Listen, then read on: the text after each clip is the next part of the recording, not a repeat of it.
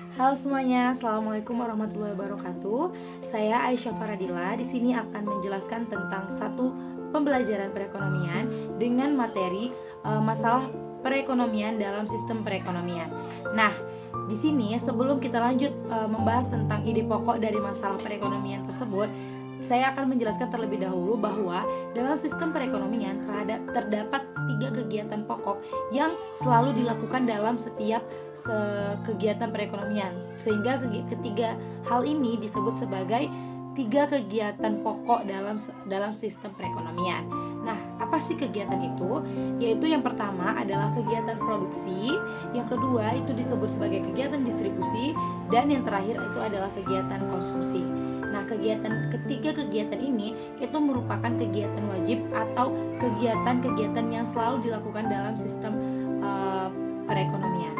Nah, dengan tidak memperpanjang, selanjutnya saya akan menjelaskan satu persatu mengenai 3 kegiatan perekonomian ini. Yang pertama adalah kegiatan produksi, yang disebut sebagai kegiatan yang menghasilkan atau menambah nilai guna barang atau jasa. Nah, setelah kita mengetahui apa sih itu kegiatan produksi dan yang melakukan kegiatan produksi itu disebut sebagai apa, selanjutnya adapun faktor-faktor dari kegiatan produksi ini itu ada 4 faktor dari kegiatan produksi ini. 4 faktor ini yaitu 4 hal ini yang sangat mempengaruhi bagaimana berjalannya suatu kegiatan produksi tersebut. Nah, apa saja sih 4 faktor itu? Nah, 4 faktor kegiatan produksi itu, yang pertama adalah sumber daya alam, di mana sumber daya alam ini merupakan satu hal yang wajib ada dalam setiap kegiatan produksi. Mengapa? Karena kegiatan produksi itu kan merupakan kegiatan yang menghasilkan suatu barang atau jasa, di mana kita membutuhkan sumber daya alam atau bahan pokok yang harus diolah untuk menjadi sesuatu barang atau jasa yang akan dijual atau akan dipergunakan ke depannya.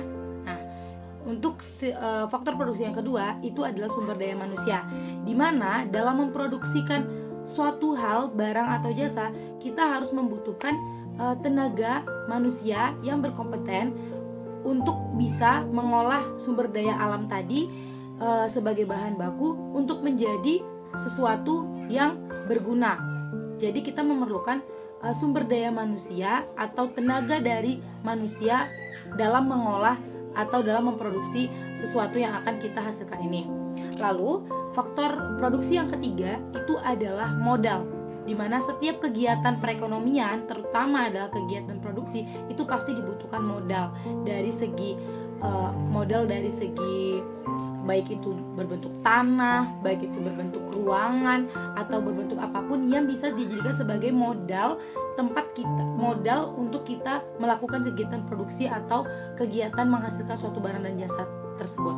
Nah, faktor yang keempat itu adalah skill atau keahlian, dimana kita ini akan menghasilkan satu barang atau jasa yang nantinya akan berguna atau akan bisa dipakai, dimanfaatkan oleh banyak orang, yang nanti akan juga menghasilkan laba untuk yang melakukan kegiatan produksi. Maka diperlukan skill atau keahlian yang terus di-upgrade agar setiap kegiatan produksi yang dilakukan itu terus meningkat dan terus menghasilkan barang yang berkualitas lebih baik dan lebih baik lagi. Nah, setelah kita mengetahui tentang apa itu kegiatan produksi, faktor apa saja yang mempengaruhi kegiatan produksi, maka dapat kita simpulkan bahwa kegiatan produksi ini merupakan kegiatan yang menghasilkan barang atau jasa, di mana dalam setiap kita melakukan atau membuat sesuatu, membentuk sesuatu, menghasilkan sesuatu, itu pasti memerlukan biaya dan akan menerima sebuah penerimaan dan akan menerima sebuah laba. Jadi dalam kegiatan produksi ini itu juga diperlukan yang namanya biaya produksi, di mana biaya produksi ini merupakan seluruh biaya yang dikeluarkan untuk dalam proses pembuatan atau dalam proses produksi dari setiap barang atau jasa yang kita akan keluarkan atau akan hasilkan. Nah, yang kedua, selain biaya produksi, kita juga pasti akan menerima sebuah penerimaan, di mana dari produksi yang sudah kita buat dengan biaya yang sudah kita keluarkan, setelah produksi itu dapat terlihat wujudnya dengan baik atau setelah produksi itu dihasilkan secara utuh untuk bisa didistribusikan dan dijual, maka kita akan menerima sebuah penerimaan, di mana penerimaan ini merupakan pemasukan yang kita terima setelah kita selesai melakukan kegiatan produksi dan menyalurkannya ke tempat-tempat yang akan memasarkan hasil produksi kita. Nah, penerimaan ini itu berbentuk dalam sebuah penerimaan utuh. Nah, selain penerimaan dan ada biaya produksi, ada juga yang kita dapat dari kegiatan produksi ini, yaitu laba, di mana laba ini secara bersih keuntungan yang kita dapat setelah kita memproduksi, lalu dengan mengeluarkan biaya, lalu setelah kita menjual dan menerima dan mendapatkan penerimaan, setelah itu kita akan mendapatkan laba, di mana laba ini merupakan keuntungan bersih kita dari kegiatan produksi yang sudah kita lakukan. Nah, kita udah mengenal secara detail tentang kegiatan produksi yang merupakan satu kegiatan pertama dari kegiatan perekonomian. Selanjutnya kita akan beralih topik, yaitu pada kegiatan perekonomian kedua, yaitu kegiatan distribusi. Check it out. Selanjutnya, kegiatan distribusi yaitu kegiatan yang dilakukan untuk memasarkan atau menyalurkan suatu barang atau jasa yang bertujuannya untuk memudahkan penyampaian produk dari produsen dengan konsumen. Dengan kata lain, kegiatan distribusi ini merupakan penghubung antara aktivitas dari produksi dan konsumsi. Nah, kegiatan distribusi ini merupakan satu kegiatan yang merupakan bagian penting dari kegiatan perekonomian, di mana dengan adanya kegiatan distribusi maka akan tersalurkan barang yang sudah dibuat atau yang sudah diproduksi dari tim produksi dan segera bisa dinikmati atau diterima oleh konsumsi. Nah, kegiatan distribusi ini dilakukan oleh seseorang yang disebut sebagai distributor. Setelah kita mengetahui apa yang disebut dengan kegiatan distribusi, maka selain adanya faktor kegiatan produksi, maka kegiatan distribusi juga memiliki faktor dalam melakukan kegiatan distribusi ini. Nah, apa saja sih faktor dari kegiatan distribusi ini? Yaitu yang pertama itu adalah jenis, di mana jenis merupakan salah satu faktor dari kegiatan distribusi. Faktor yang kedua itu adalah bentuk. Faktor yang ketiga itu adalah ukuran, dan yang keempat itu adalah sifat. Nah, kalau ada pertanyaan nih, kenapa sih empat hal ini masuk ke dalam faktor yang mempengaruhi kegiatan distribusi? Karena kegiatan distribusi ini adalah kegiatan menyalurkan satu barang atau jasa dari kegiatan produksi untuk ke konsumen, dimana kita tuh tidak menghasilkan, tetapi kita hanya menyalurkan.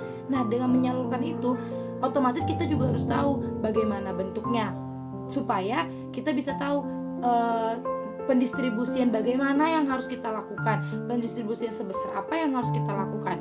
Makanya kita harus tahu bentuk dan ukuran. Maka bentuk dan ukuran ini masuk ke dalam faktor kegiatan distribusi. Nah, kenapa juga kita harus tahu sifatnya? Sama, sifat, bentuk, ukuran, dan jenis ini itu kenapa masuk ke dalam faktor kegiatan distribusi? Karena dengan kita mengetahui keempat hal ini, kita tahu bagaimana sih cara kita mendistribusikan barang atau jasa tersebut, apakah dengan ukuran sebesar apa pendistribusian yang kita lakukan, dengan cara pendistribusian seperti apa, apakah pendistribusian ini nantinya caranya itu bisa dibanting, bisa atau harus pelan-pelan. Nah, makanya 4 hal ini menjadi faktor-faktor yang mempengaruhi kegiatan distribusi. Nah, kita sudah mengetahui secara detail mengenai apa itu kegiatan distribusi. Yang di awal juga kita sudah mengenal tentang kegiatan produksi. Selanjutnya kita beralih kepada kegiatan perekonomian yang terakhir, yaitu kegiatan konsumsi. Check it out. Kegiatan yang terakhir yaitu kegiatan konsumsi, di mana kegiatan konsumsi diartikan sebagai aktivitas membeli, menggunakan hingga menghabiskan segala bentuk jenis barang dan jasa yang telah diproduksi dari tim produksi dan didistribusikan kepada konsumen. Nah, Jadi selain adanya faktor dari produksi dan distribusi, konsumsi juga mempunyai faktor. Nah, faktor-faktor yang mempengaruhi konsumsi ini itu lumayan banyak karena setiap orang itu melakukan kegiatan konsumsi. Jadi semua aspek kehidupan yang ada dalam diri seseorang itu mungkin akan mempengaruhi kegiatan konsumsi. Nah, faktor yang pertama itu adalah faktor pendapatan, di mana kegiatan konsumsi ini kan kegiatan membeli atau menggunakan sesuatu barang. Jadi pendapatan seseorang itu merupakan faktor bagaimana pula dia menggunakan atau memakai satu barang atau jasa dalam kehidupannya sehari-hari. Yang kedua itu adalah harga dari barang dan jasa tersebut, di mana dengan harga tersebut itu merupakan faktor apakah kita akan sering menggunakan atau membeli barang yang akan kita konsumsi itu atau tidak. Yang selanjutnya itu adalah barang pengganti, di mana kegiatan konsumsi ini adalah kegiatan memakai atau membeli atau menggunakan. Jadi jika ada distributif atau jika ada sesuatu hal yang mengganti, yang bisa menggantikan hal pokok ini, maka itu juga termasuk ke dalam faktor bagaimana kita mengkonsumsi suatu barang atau jasa. Yang selanjutnya itu adalah jumlah penduduk dan berapa banyak barang yang dikonsumsi dari setiap manusia. Nah, hal itu merupakan faktor-faktor yang mempengaruhi kegiatan konsumsi, di mana faktor-faktor tersebut merupakan hal-hal yang sangat mempengaruhi bagaimana manusia atau konsumen ini mengkonsumsi atau memakai barang atau jasa tersebut. Jadi kesimpulannya, setiap kegiatan perekonomian itu pasti memiliki faktor yang akan mempengaruhi dari kegiatan-kegiatan yang dilakukan oleh setiap manusia. Nah, selain faktor-faktor yang mempengaruhi konsumsi, nah konsumsi ini ternyata juga memiliki tujuan. Kita ini memakan, menggunakan sesuatu itu memiliki tujuan, yaitu yang pertama untuk memenuhi kebutuhan hidup kita. Contohnya seperti kita harus makan, kita harus mempunyai baju, kita harus minum. Nah, itu untuk memenuhi kebutuhan hidup kita dan untuk memenuhi kepuasan kita, di mana bentuknya contohnya itu seperti kita menggunakan mobil, kita bisa memilih baju yang kita pakai. Itu kan untuk memenuhi hasrat kepuasan dari setiap konsumen. Nah, dari ketiga kegiatan perekonomian tadi itu adalah kegiatan produsen, distribusi, dan konsumsi. Jadi dari ketiga kegiatan ini itu terdapat masalah perekonomian, yaitu dalam tiga kegiatan perekonomian ini ada masalahnya masing-masing, di mana masalah itu dapat dihasilkan ataupun diselesaikan dari faktor-faktor yang mempengaruhi ketiga kegiatan perekonomian tadi.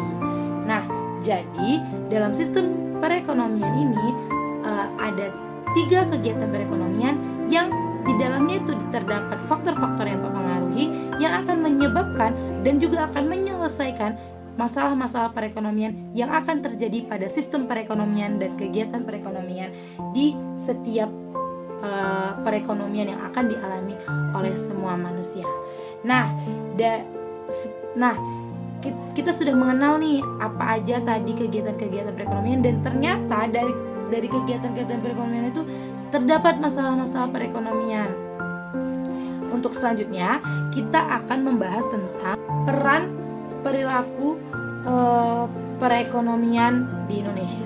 Nah, dari ketiga kegiatan tersebut, dan ternyata dari ketiga kegiatan tersebut terdapat masalah dan cara menyelesaikannya pun dari tiga hal kegiatan tersebut, maka peran pelaku atau di sini disebut sebagai dengan manusia itu adalah bagaimana kita bisa melakukan kegiatan perekonomian itu secara efisien dan secara benar-benar sesuai takaran atau kebutuhannya masing-masing. Dimana jika sudah melakukan kegiatan tersebut dengan efisien dan sesuai dengan takaran masing-masing, maka masalah-masalah yang terkait dalam sistem perekonomian itu juga akan berkurang secara alamiah. Baik, saya rasa sekian penjelasan saya mengenai kegiatan perekonomian dan masalah perekonomian dalam sistem perekonomian. Mohon maaf bila ada salah-salah kata ataupun salah-salah pengucapan dalam penyampaian materi. Saya Aisyah Faradila pamit undur diri. Terima kasih atas perhatiannya. Wassalamualaikum warahmatullahi wabarakatuh.